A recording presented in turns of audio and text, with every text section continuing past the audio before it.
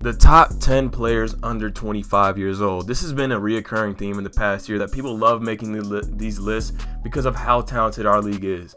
I mean, in previous years, the best rookie in classes were like Blake Griffin. Blake Griffin was literally a run and dunk dude and the best player out of his class, but he was just hyped up as something better because he had one of the greatest point guards of all time, leading him to a very efficient scoring season. Anyway, today I'll be talking about my top 10 players under 25 years old. And yeah, there's not much to explain here. Let's get straight into it. First of all, let's start off with our honorable mention. So technically at number 11, I have Jordan Poole. Jordan Poole is one of 12 players in this league to average 18 points per game on 60% true shooting percentage. A pretty good volume scorer with really efficient scoring has been something that the Warriors needed this season and has been an integral part to their success. Yes, while not having Stephen Curry, they're always going to struggle.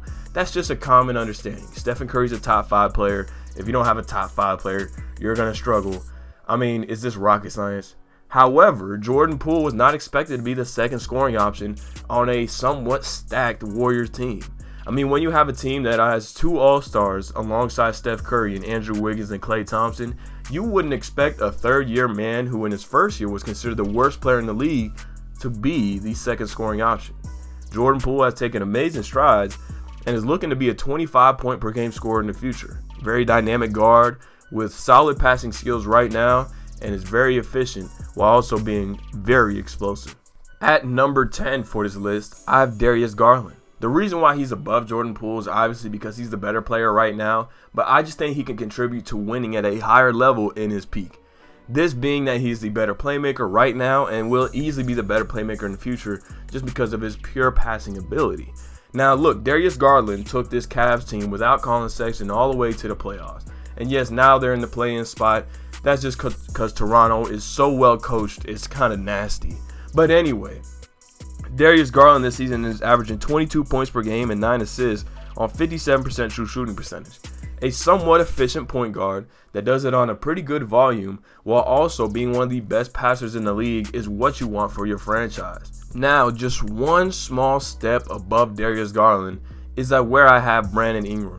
Brandon Ingram to me is a really good volume scorer. Obviously, he only averaged 23 points per game this season, but he's actually averaging like 6 rebounds and 6 assists. So those are 2 things I didn't really expect from him. So although he has stepped up as a passer, I feel like his scoring is becoming a little bit more mediocre. His scoring when he was an All-Star a couple seasons ago was the main reason he was the All-Star. And look, to me, his scoring is only going to get better and more efficient when Zion comes back, so it's only a matter of time until he climbs up the ranks to the top 10 under 25, just because Zion's impact on winning and also the amount of gravity that Zion brings to the game will help Brandon Ingram's game. I think that goes without being said, but anyway, Brandon Ingram is on this list because he's a really good scorer at a young age and also a versatile scorer at that. One thing he needs to work on is his defense. I'm not going to touch on it too much because I don't watch Pelicans games, so I can't really be a good judge of that. But Brandon Ingram is on this list, and we all knew he was going to be here. At number 8, we have Devin Booker.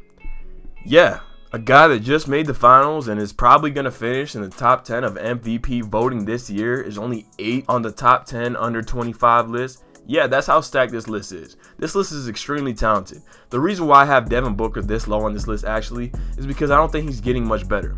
Now look, 26 points per game on league average efficiency is really good for a shooting guard, and a shooting guard that brings tons of winning at that, considering his team just won 63 games this season. However, to me, he's not higher on this list because he's not as good of a defender. He's not as good as a playmaker. His potential is kind of capped out to me. And although he is still an elite player and a top 20 player in this league, he doesn't exceed that to any proportion or will ever to me. Number 7, I have Shai Gilgeous-Alexander. Don't get me wrong, Devin Booker is better than Shai Gilgeous-Alexander right now, but Shai Gilgeous-Alexander's potential is higher than Devin Booker's to me. The reason that is because SGA's finishing is better. He's on a worse team, so obviously he's going to have the worst stats. But to me, one of the biggest flukes that Shai Gilgeous had over the last season was his three-point shooting. He's not been as good of a three-point shooter this year, and I think we all know that. And I mean, Devin Booker's not a good three-point shooter in the first place. But anyway, SGA to me is a better player than Devin Booker in the future because of his finishing ability and his defense. Now, yes, that can go without being said that Devin Booker is better than Shai Gilgeous-Alexander right now. But I think that based on potential alone, SGA can be better. When you're the first option on a god-awful team that does not want to win games, your stats are not going to look the best because people are literally sitting on their ass over there in OKC, and it's pretty depressing to watch. Sam Presti might drive SGA out of OKC. That's how bad this tanking is. All he wants to do is tank.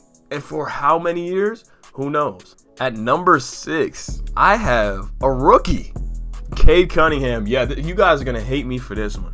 But to me, Cade's ceiling is above anything of what's below him. He has a higher ceiling than SGA, Devin Booker, Brandon Ingram, and Darius Garland to me.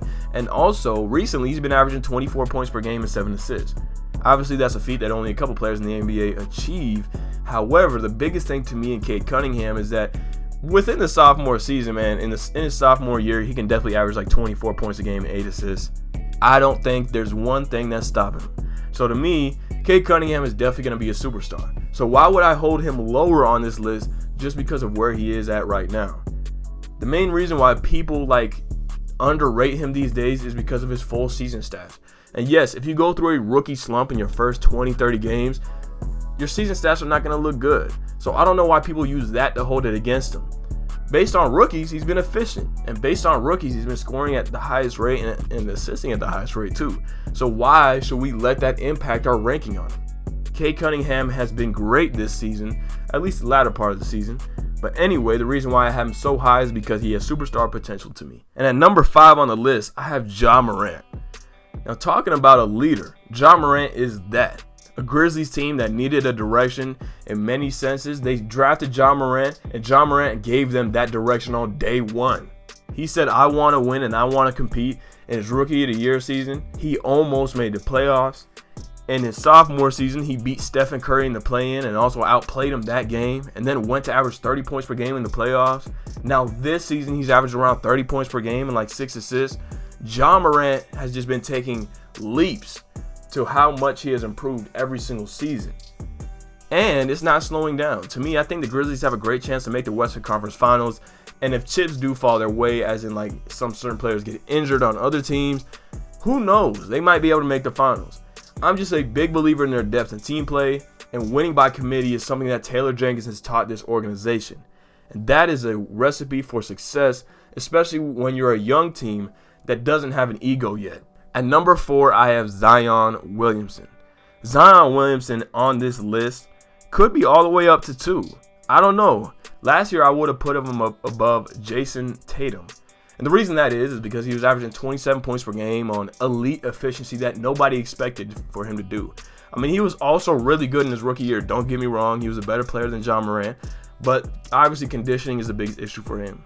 He can be number 2 on this list if he were just to be healthy.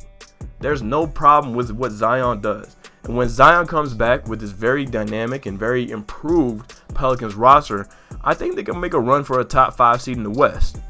If all things go right, I think that they're going to be a great team to watch this season, and Zion Williamson is going to be at the forefront of that entertainment. At number 3, I have Trae Young. This is my favorite player in the league that's not on the Denver Nuggets or Miami Heat, and there's a reason to that.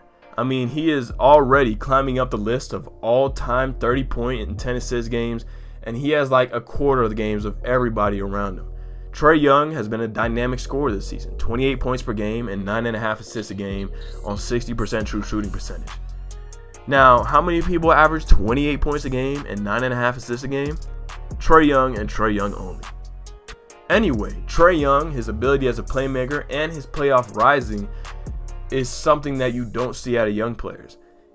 He's not a superstar right now, and I don't know if he'll ever reach that superstar status of being a top 5 player in the NBA, but I tell you right now, he's top 10 and he's creeping up and up each game that he plays. At number 2, I have Jayson Tatum. There should be no really reason for me to explain why Jayson Tatum is number 2 on this list. I mean, he's led a very disappointing Boston team in the first half of the season all the way up to the 2nd seed. Boston has hit a freaking overdrive, and they are just winning and winning and winning.